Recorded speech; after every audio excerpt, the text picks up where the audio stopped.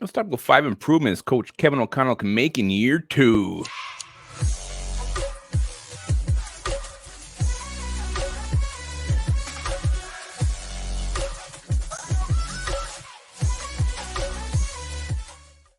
Welcome back to Onebar and Lupagus Show. I'm Lupagus, rocking it solo because Onebar is on vacation. So we're going to talk about Kevin O'Connell, Minnesota Vikings head coach, and what he can do better in year 2. Before we do that, be sure to subscribe to the channel, like the vids.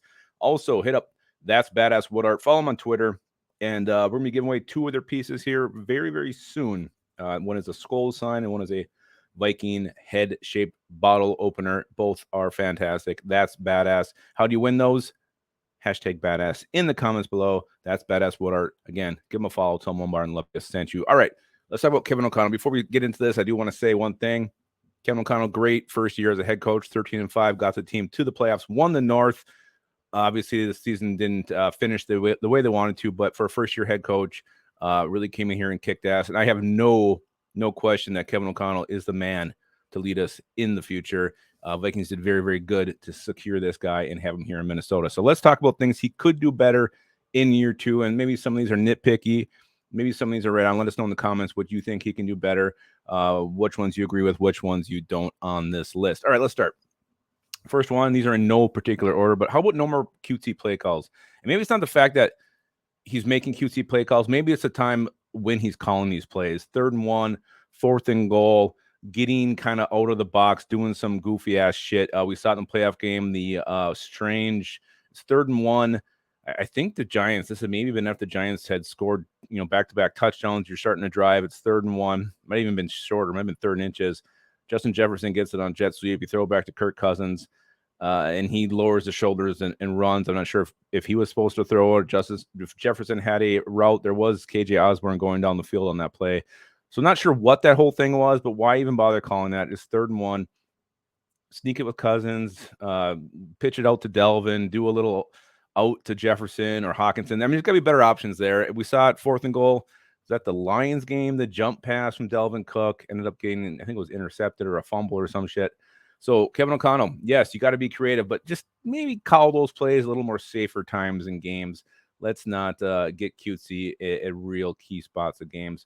Next one, he's got to get this team to play complementary football. How many times did we see the defense make a stop? Maybe they finally, this was earlier in the season because they didn't make stops the second half of the season, but that Miami game, you get an interception, you get it down, you're deep in our team's territory, you go 3-0, maybe you get sacked on 3rd down, you got to punt the ball. The Packers game, Josh Metellus blocks a punt, you have it on the goal line, the offense cannot punch it in. Same thing with the offense. They have a beautiful drive, score 7. What's the defense do? They make a stop? No.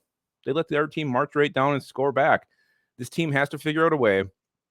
If the offense goes down and scores, then the defense makes a stop. You get the ball back. You have a chance to go up by 2 scores.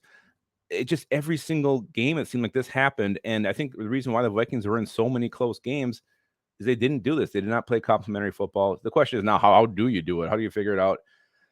I don't know. I mean, I think getting the run game going a little bit better. Obviously, being a little more aggressive on defense could definitely help those 2 situations. But again, sometimes a team is what it is for the year, and maybe the Vikings just were a team that just failed to do that, failed to play complementary football. I don't know, but he's got to do better than that this year, coming up here in 2023. How about accountability? Kevin O'Connell, he stayed with Greg Joseph all through the season. He stayed with Ed Donatel, and I'm not saying I actually like the fact that he went out there and he had Greg Joseph's back when he's struggling, when he was having problems making extra points, when he's missing field goals. But there's one thing about going out there and saying, hey, yeah, we got him. He's our kicker. We're going to stick with him. But at least bring somebody in, sign somebody to the practice squad, bring in somebody to at least let Greg Joseph know, hey, we're with you. We got your back, but this also isn't going to be tolerated. We need to have somebody else we can turn to if your struggles continue. So I do like the fact he stuck with Greg Joseph. We saw the Zimmer Spielman era bailed too early on Dan Carlson. So I do like that he stayed with them, but at least bring somebody in. Let him know that his job is not safe because we are not going to tolerate you screwing up every single week. And the same thing can be said about Ed Donatel.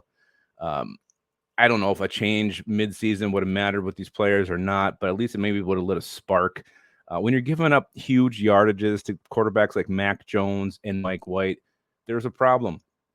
And yes, we were winning ball games, so maybe that's why Donatel wasn't fired during that stretch. But If Connell would have said, hey, we need to do something different here. We cannot go out and give up 400 yards every single game.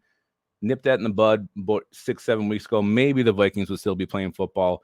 Again, the players are old and slow, but maybe that would have been enough to turn this unit around or do something. So accountability, just make players and coaches accountable if they have poor performances. And that doesn't mean give them the axe.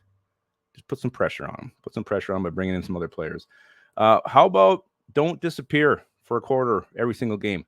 How many times this year the Vikings kind of have a fast start, then, maybe with 3 minutes left in the half, they would kind of start turning the ball over, or they would go 3 and out. The other team would get it, and they would drive down, maybe kick a field goal, start, narrowing the gap in the third quarter after halftime. You'd see the same kind of slow team really not get things going. Offense couldn't get any points. Defense was letting the other team back.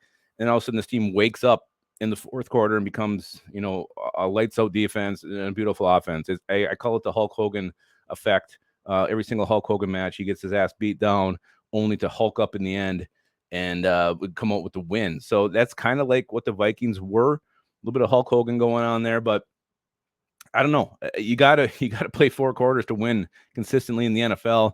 So hopefully the Vikings kind of figure that out, even if you lull for a drive or two, but at least he can't disappear for a whole quarter like we saw the Vikings do many times in 2022.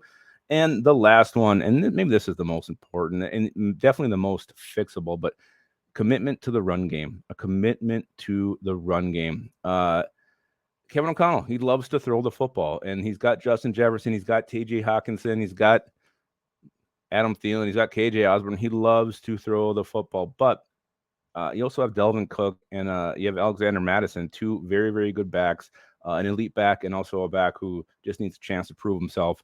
And there were times this year where the run game was working, but Kevin O'Connell just did not stick with it.